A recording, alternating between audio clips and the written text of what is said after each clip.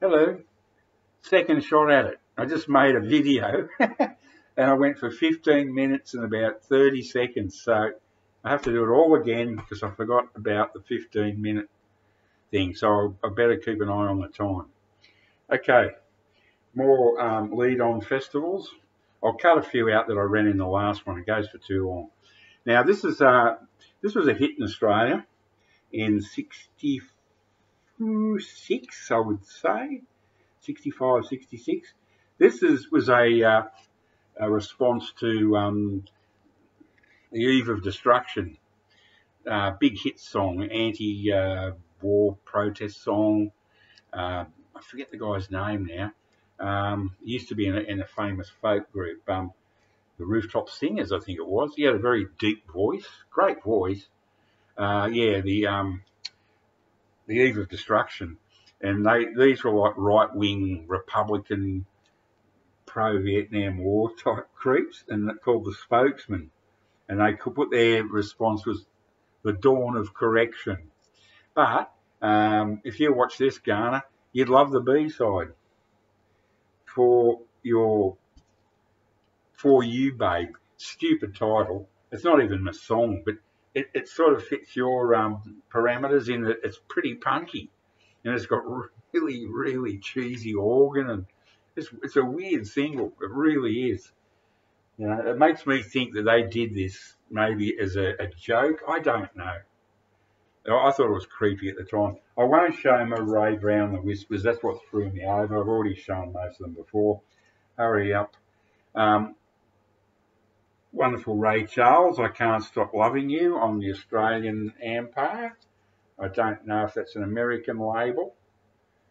I can't read without my...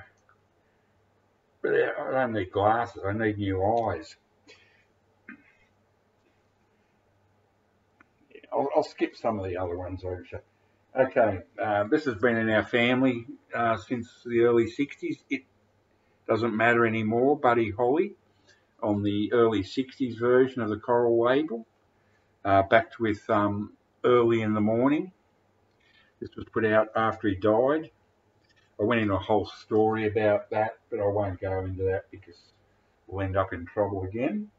The second version, the second version of the Linda Lee label, Poison Ivy, Billy Thorpe and the Aztecs. I've got the original Linda Lee, which has got like it's a completely different label, but they did this to match it up with, the festival lead-on. They all got that stripe across them in the end. All these, nearly all these I'm showing come out through Festival, which was a mega record company and distributor in Australia. So that's it, the famous Poison Ivy back with Broken Things. Oh, here's another decimal I found. I thought I didn't have any of these. The other day I found I had two, and here's another one I didn't know I had, even though I knew I had this record. I guess I didn't look at the B-side enough. It's another decimal one, so this one's definitely 1966, because that's when Australia went decimal. The Wonderful Blue-Eyed Soul of Len Barry, 1, 2, 3. Huge hit here. And the follow-up, Like a Baby, was great too. This is a very early festival. Not the earliest, but this is a very early. This would be about 62, 63. One of the Four Seasons' first hits, if not their first. I think Sherry could have been before this. Big Girls Don't Cry. Australian, The Who, My Generation, on Festival. Yep, so 1965. Won't show that. How did that get there? How I showed them already. I better not show my Tad and Pussy Galore or Mudhoney. How did they get in amongst my festivals? And what the heck is Final Solution by Perubu on Harthen doing there? Hot Smoke and Sassafras, Bubble Puppy. Great track. Wild. All right.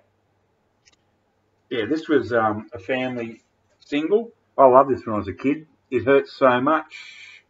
and Nola. I thrashed this, and yet it looks mint. I played this and played it. It hasn't even got spindle marks. My dad taught me to look after records very, very early. I played this and played it and played it. I just love that. That's the Australian coral, and it's an early one because it's got that tri-sector thing in the middle there, just like the UK ones.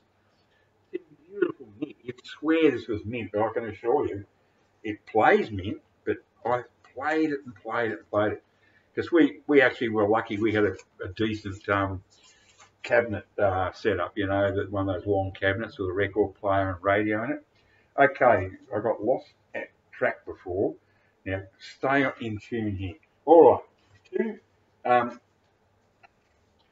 Trigger Tunes showed a Johnny O'Keefe single he found in the wild in his latest video. I'm just going to show my version. I'm going to show my copy of the one he found. This looks mint, but it's not because I've played it a lot. This is back with I'm Counting on You. Sorry, Right Now. Back with I'm Counting on You. And then he went over to America and was promoted over there with a stupid title like the Boomerang Kid. He was Australia's first rocker. He was almost a punk. And Iggy Pop covered one of his songs, Wild One, and so did Suzi Quatro, I think. So what's happened is here, that was the Australian one. I think he might have had a minor hit or two in some states in the USA. But anyway, this was reissued. This is like about a 63, 64 version of the LEEDON label. This version of the LEEDON label was only around for a very, very short time. So there it is again, Right Now, backed with I'm Counting on You. And that's the, I think they changed the label because he was called the Boomerang Kid or something in America. It's strange, but I'm glad to have it because you hardly ever come across those. Okay, I got carried away before, and I have to remake this thing because, oh God, well, what have I done now? I must be sorry.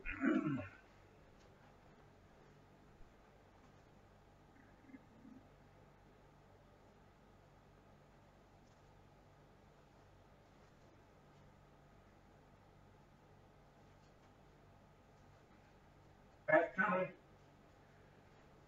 Oh, 7 minutes. Hurry up, hurry up. I've shown them that. I've shown them all these. I don't know how I ended up with 15 minutes on that last one. Because I've shown all these. Yep. So that's it, folks. I must have got really carried away waffling. So this time, I'm going to pull up while my luck's in. Yeah, well, take care, everybody.